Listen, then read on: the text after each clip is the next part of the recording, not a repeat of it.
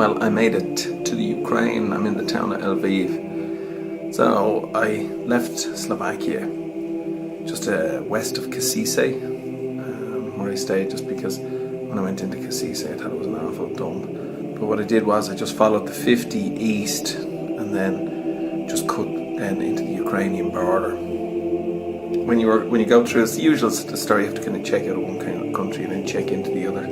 The Slovakian side was easy. There was no queue going through. You know what I mean? It was just an absolute piece of cake. And then you get up to the Ukrainian border guards, and straight away, first bribe of the day, $10 to him, because, you know, he's bullshitting that I didn't have a sticker. Just fucking lies. But he knew. He was smiling. I was smiling. I was just saying, look, I knew this was going to be the case. So don't worry about it too much. And then after that, it was up to the customs control and immigration, and they were just a pack of ignorant fuckers. They were talking about this green card. Like, I've, you know, travelled quite a bit, like, and, you know, nobody's asked me for a green card, but they were just shouting on about this. And you're meant to go back and get the green card. And I was going, listen, I've read up all the paperwork. I know I don't need the green card. What are you talking about? Like, I can speak a bit of English. So anyway, eventually this girl, she just processed the paperwork and then sent me on my way. Well, that's it. I'm in the Ukraine. It was a bit of a pain in the ass to get through, actually. The Ukrainian border officials were overly abrupt, forceful, ignorant, rude. But hey, you know what? It's a border. You gotta adjust for that. You know, there's a bit of cultural interplay there too, I think. I don't think the Ukrainians are particularly polite people. It doesn't make them a bad people, but I just don't think politeness is one of the things that they're famous for. But as soon as you go into the Ukraine, it's like someone flicking a switch. Straight away, relatively wealthy, poor, instant. You're looking at any of the fields, people are working on them with horses and ploughs, and, you know, individuals are hoeing and tilling the soil, you know, with rakes and hoes and stuff like this. It's just, I know it's probably been said before about the place, but it's like stepping back into the 1950s or something.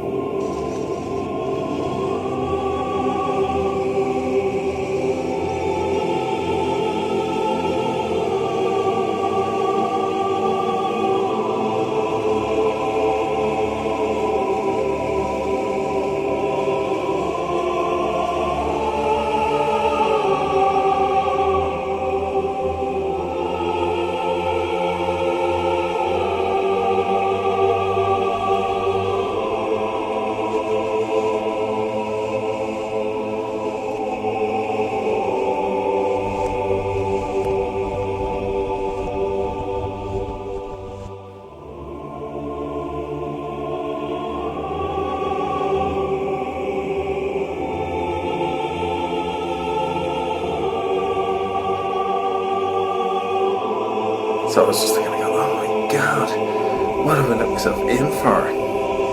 You know, I was just kind of, what the hell am I doing here? What have I done? You know, is it arrogance to think that you can drive a bike all this way? You know, and I really started to think about, you know, all the stuff I had with me and all the stuff, the problems with the bike and all that sort of stuff, and started to think that, Jesus, I don't think I can get this done. But as the day went on, kind of the weather improved, the scenery improved, the roads didn't improve, no, they were just shite all day. Really, really shit potholes. At one stage I just turned back. I just couldn't believe that these were the roads, that this was the road to Lviv. You know, it's one of the major cities in the Ukraine, and I was going, this can't be fucking it. There's no way this is it. So I must have taken a wrong turn, so way back I went. I keep on thinking that, you know, I keep on thinking this can't be it because they're so fucking bad. You know, Lviv is a big town.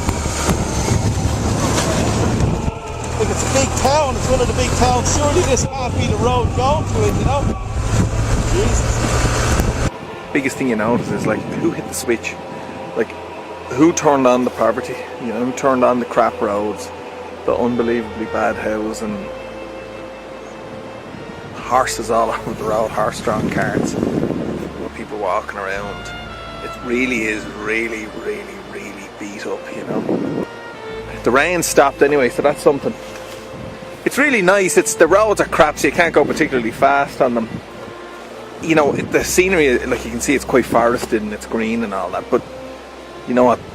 Any of the dwellings that are there, there's a real ugliness to them. That's not their fault either. You know, if you're poor, you don't get to build a nice house. So, you know, hopefully as the economy improves here, it'll pick up as well. And navigating with the map is really difficult, obviously, because it's using Russian characters. You know, and that alphabet is just insane. Omega and kind of, you know, the symbol for ohms and stuff like this. Yeah, how do you pronounce any of that stuff? But, you know, things gradually, eventually got to a nice stretch of road, which took me into Lviv.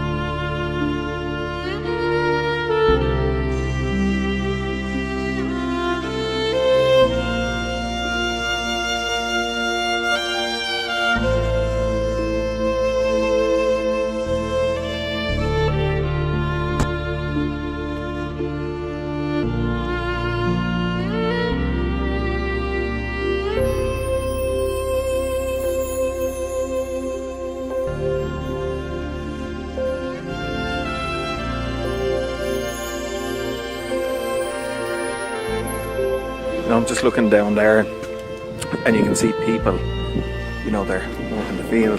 Down here they're ploughing that field with a horse, right? And then there's people coming along and hoeing it.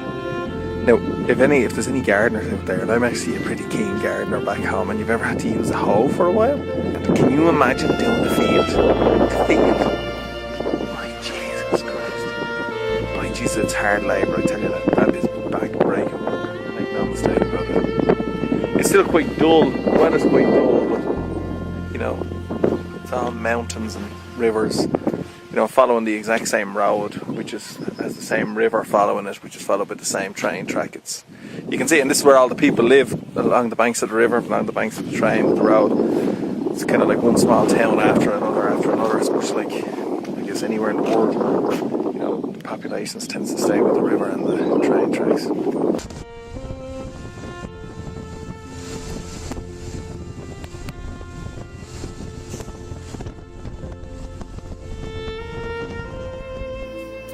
As you're kind of going through the towns, the centrepiece of all the towns is a beautifully ornamental, a beautiful church with a lovely ornamental roof. Like it might give the appearance that it's gold plated or it's silver plated, but every single town seemed to have that, and that was really nice. That was different. See these churches everywhere? They're everywhere. There's 2 or 3 of them in each town. Even though the town is all beat up to shit, there's a beautiful church. It's just like Ireland in the 40s or 50s, I'd say. It's that same whole principle. And just over there is the graveyard. And that graveyard, same deal. Passing by some of the graves and they're just beautifully decorated. Absolutely beautiful. Obviously, you know, it's the poorer people are, the more pious we are. In terms of being different from Europe, you could kind of see things when you left the Czech Republic kind of tailing off. And certainly the closer you got to the Ukrainian border, things did get poorer and they seem to get a bit more, you know, Soviet bloc looking. Like the architecture is crap and it's just big square buildings and they're horrible looking. But my God, when you go through that Ukrainian border, you know you've gone through a border. There is just absolutely no similarities between, you know, East and West. I just got stopped by the cops there. Oh man, look at the fucking do. Hold on, fix the do first. Yeah, doing 82 kilometers an hour in a 60. They have this piece of kit and they take it. It was the best photo I've ever seen of me, by the way, on a bike. Just doing 82. The usual story, I see a license, paper, green card, and you're looking at all this bollocks, and then of course it comes to the fine piece. Oh, you need to go to the thing and pay the fine. Now I don't understand a word they're saying, but I know what they're saying, if you know what I mean. So then I just gave them the cash that I have in my pocket. And I gave it to them. But what you have to do is, say you have your stash of cash, you keep moving a small amount of cash to your wallet, so that when they stop you, you open your wallet and you empty it and give it to them. They can see that that's the only cash you have. Whereas if you open your wallet and you have a big wad of fucking 20s in there, well then you're just fucked, you know. So anyway, that's what I've been doing. It's a bit shit though, you know. It's a bit shit.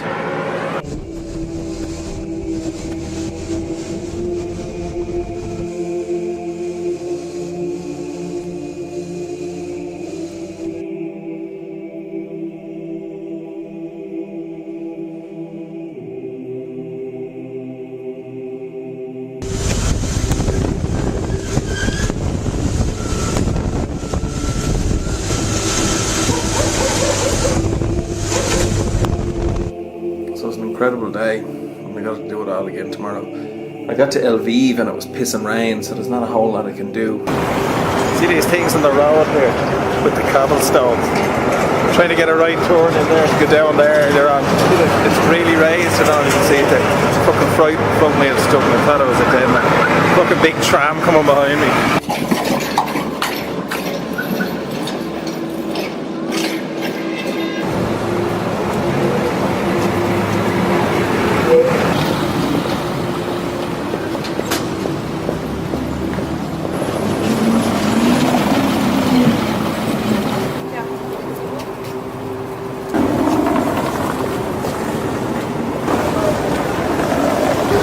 Piss and rain kind of inhibits your ability to go and see the sights.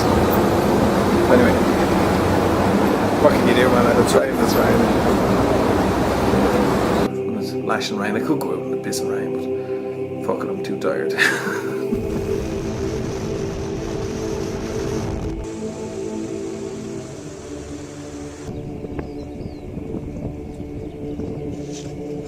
Roadworks again. Every about 5 or 10 miles, stop. Roadwork. I'm on the road. 3 hours and I've done about 200 kilometres. Actually 4 hours, about 50 kilometres an hour is what I'm averaging.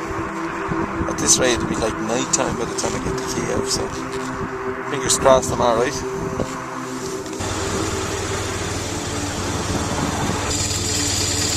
Hello.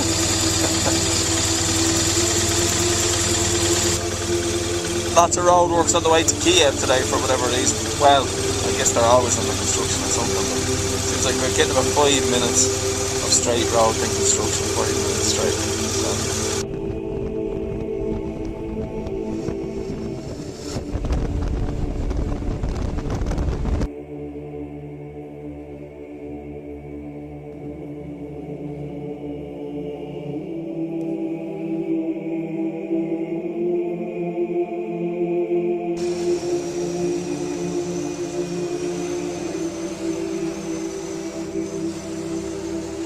I'm in Kiev, as usual. I always seem to time these things that I arrive right in the middle of rush hour. So, usual story, trying to find a place to stay now. About 6 o'clock, so shouldn't be too hard, I hope. The guy at the desk here is after telling me that all of the Europeans stay in a different part of the city, so I'm not sure why that is, but I've got to go off and try to find it. Well, what's going on now is I've been looking for a place for 2 hours. So I couldn't find it, so what I did is I just pulled in a taxi and asked him to drive to a hotel, and I'm going to follow him to one, which is something I should have done about an hour and a half ago. But with Kiev, you'd kind of thought that, you know what, there wouldn't have been any problem. But anyway, I'm roasting hot, sweaty, and piston heads are overheating, and they're boiling the feet off. So cranky as fuck. No matter what now, every day, come in, shower, get everything that was on you, like underneath the big red face. My God, I don't normally look that way, I swear. It's the sun. It's not that high blood pressure or the fact I'm overweight. I swear. No, but every time I come in now, I gotta wash the gear that's underneath me and wear it the next day and just move on to gear if you don't get the opportunity to dry it, because the opportunity to hit laundrettes and all that sort of stuff is really gonna start drying up on me big time, and I also need to dump some gear. So if I can watch what I'm wearing every day, maybe I can cut back from 7 days to 5 days worth of stuff, which is a reasonable amount for a kid. Well, I'm in Kiev. It's my second. I arrived last night and I'm out and about. Beautiful, gorgeous weather. It's amazing how I can change the complexion of the place. See this stuff? Churches with golden roofs all over the place. Absolutely all over the place.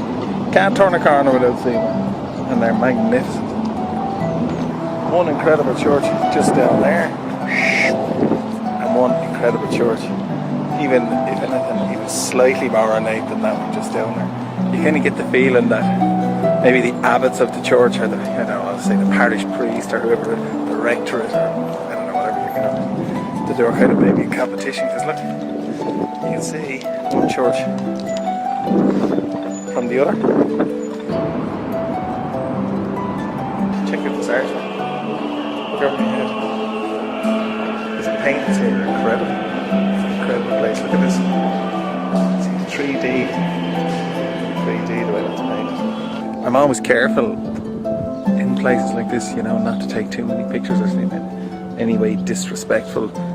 You know, you don't be going in there and just snapping everything, because, you know, bottom line is, this is where people in Kiev come to pray, you know what I mean? So you need to be respectful. That area up there, there's a beautiful gazebo. It seems like people just come in. In here, there's no noise of the city around you. It's just beautiful and quiet. Just hear birds chirping. It's a beautiful summer's day. So it must have been a great place to come and just get away from the city for a while.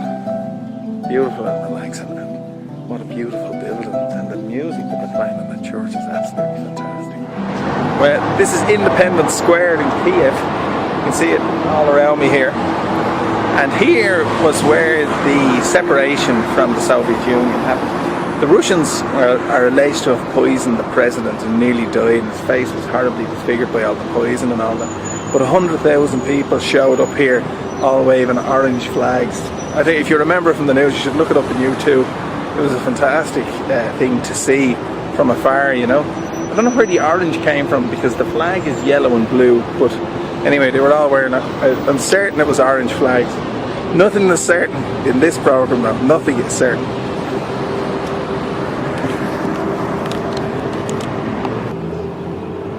I've got some pictures along the top here, just detailing Ukrainian Holocaust is what they call it. A chronicle of the Communist Inquisition. The only thing is, I'm 6'4" and I can barely read it, and I'm squinting to even read up the top. But you don't be 7 foot tall.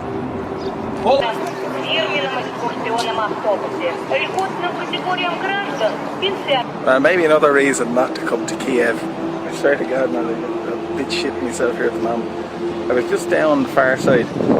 These two guys were watching me, I don't know, 38, 39. They were pretty well dressed and all that, but I don't know what the story was of it. But I noticed that when I went to walk from over there to here, you have to go down underneath in through the subway. And next thing, these two guys, they overtook me, and as we were coming up the steps, one of them dropped a little plastic money container, which like had a heap of US dollars in it, right in front of me as we were coming up the steps. Same guys who were just watching me, so I just told them, hey, just dropped that and walked off. Then the two of them followed me over to the fucking monument, you know, wanted to shake my hand. But there's no fucking way this was, hey, I just dropped money, and hey, thanks very much for picking it up. There's a fucking scam going on. I've no idea what the scam is. Hey, you picked it up, maybe you fucking robbed money at me, but I didn't even fucking touch the fuckers. I swear to Jesus, man, when you're travelling alone, you fucking pick up a lot of bullshit. A lot of bullshit. And especially here, because there isn't too many tourists, you stand out like a fucking sore thumb. Actually, I haven't even seen one other tourist, not even one other person, you know, from Europe here. Not even one. So I'm a bit shitting myself now. I was just, see this footpath here? It goes up and down. You know, you can see the traffic's mental. And 3 Land Rovers, you know, Range Rover type thing, straight up on the path and barreled up the footpath. Myself and this girl over here had to jump up on the wall to get out of the way. You know, you can be certain that those are kind of like the secret police type characters, or fucking mafia type characters or something like that, because there's no doubt about it. There's one law for the rich and there's one law for everybody else in this place. I've never seen anything like it. The last 20 minutes has been like an episode out of the Born Identity or something. I thought these two boys were following me. Now, it might be fucking just me being, you know, neurotic or paranoid about the whole thing. But, you know, they were definitely trying to scam me. Now, I'm not trying to say they were trying to kill me. They weren't, right? They were trying to get money off me. Right? I know that. But it still doesn't mean it doesn't fucking stress the shit out of you, you know? That's right. Because you don't know what they fucking want. In reflective hindsight, you can say, yeah, they were just looking for money. But at the moment, you think they're going to knife you in the balls. Well, if you're up and coming and successful in Kiev, you live somewhere like here. All these buildings are all just apartments. But you're just walking out from a city with the hustle and bustle and there's millions of cars and noise, and all of a sudden you have this massive range of buildings which are all done in the Baroque style. They're all brand new. And there's no noise at all. It seems eerie actually, to be honest. Every now and then you just see the odd person walking around or the odd car come out. But really, really strange.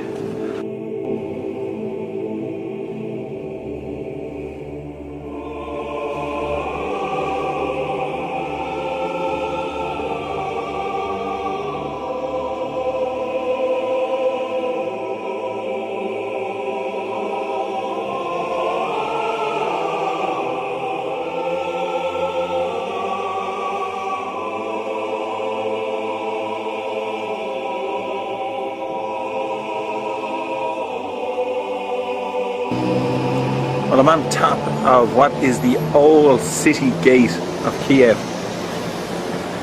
It's the city behind me here. It's a bit, you kind of need to be another couple of 100 feet up to really get a decent view, I suppose. But they have a nice little picture of it downstairs, which kind of shows the city as it was and how it sits on all these hills, and how it was a monastery on one hill and churches on the other hill, and people lived in between them. So that's pretty much it. That's most of the sightseeing done from a Kiev perspective. I think I've seen, far more than, I thought I was going to be honest.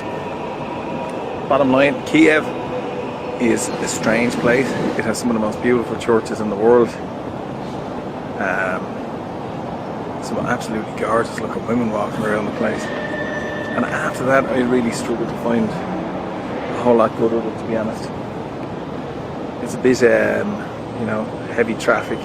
It's a bit dodgy for tourists. Well, certainly I felt it, and I've been to some fairly shitty places.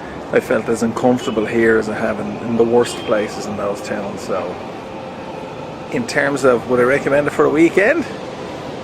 You know what, if you're going away with the lads and you had a Ukrainian tour guide who was from the city, you could have a great time. But I wouldn't be going away by myself or with a girlfriend here. No doubt about that. Right, after a pretty stressful morning, it's time for a drink. Where better than the Irish pub Belfast in Kiev? Piatos! But everywhere I've travelled, you always find an Irish bar somewhere. The vast majority of them aren't actually owned by Irish people at all. They're just trading on that Irish name. Just, here there's a party on it here, or some savage drinking going on, which I actually don't think is that accurate anymore. Certainly 10 years ago, lads would have been at it hammer and tongs, but now I think there's nowhere near as much drinking done in Ireland, or in Irish bars for that matter, as there used to be. I don't know, what do you think? Have a think about that. We'll be right back.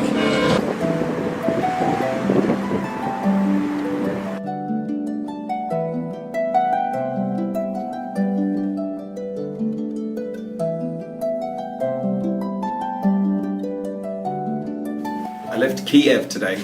I got up ferocious early actually. The reason I got up so early was because when I was on my way into Kiev, I got lost and was driving around for nearly an hour and a half, or nearly 2 hours trying to find a hotel. So it's not an easy town to find your way out of. Obviously if you live there it's easy, but when you're, the signs with all the acrylic letters and all that sort of stuff, it's very hard to read and very hard to get a bearing on where you are. So what I did is I got up at 5:45, I was combing through maps and I had it perfect, and as it happens I just burned out the town. It was as easy peasy lemon squeezy. It couldn't have been handier, to be honest. But on the way out of the town you cross this bridge.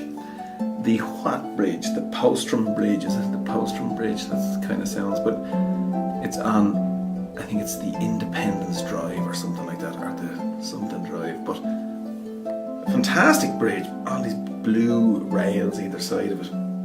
But before you come to that, you come to a massive statue, which reminds me of the Argonath in Lord of the Rings, the first one when they're paddling down in the boat and all these big massive statues are there. It just reminded me of that, and actually there's lots of times where the Lord of the Rings tends to creep into my head, but that's because I'm a Lord of the Rings freak, I suppose. But I got crossing that bridge was just so strange, and then you get out onto a four-lane motorway, which is essentially the advertisement that the Ukraine is given to the world. Because when you arrive at the airport, you come in on this four-lane highway into this modern city. You see this big statue with a hand up, and it kind of creates an impression. Once you get off the road to Kharkiv, now you're back onto a one lane each way. So, but it was interesting. I'm in Kharkiv now. It was 300 miles. Easily the most mediocre average 300 miles I've ever had to do in my life. I didn't see a single thing worthy of taking a picture of. And I was trying, if there was anything even remotely worthy of looking at, I would have taken it. All it was is just agricultural land. The one thing I will say is though that this side of the Ukraine, it's no longer ploughs and horses, it's big industrial machinery and these massive open fields. I thought it was pretty ironic that the last time I've seen fields this big was in the United States, like fields of crops or whatever. And no doubt the fields this size are a hangover from, you know, the communist collectives where they used to amalgamate all the small farms into big farms. And I think it's quite ironic that the home of capitalism essentially has taken on that communist ideal of having, you know, collectives where lots of fields are all joined together so that you increase the yield on the harvest. But anyway, Kharkiv drove into it, you know, not a place you'd be coming for a weekend, to be honest, but I'm staying in a nice place here, the Hotel Mir, for 35 yo-yos. Fucking grand. It's fucking grand if you ask me, anyway. And tomorrow I'll go up to the Russian border and hopefully the hell I get through. Just using up the last of the Ukrainian readies. I'm about 1 minute from the Russian border here, so just filling up to the brim just in case there's any hassle over the far side. There's not going to be, but it's always you. You don't want to be carrying any spare currency anyway. So wish me luck and see how this goes.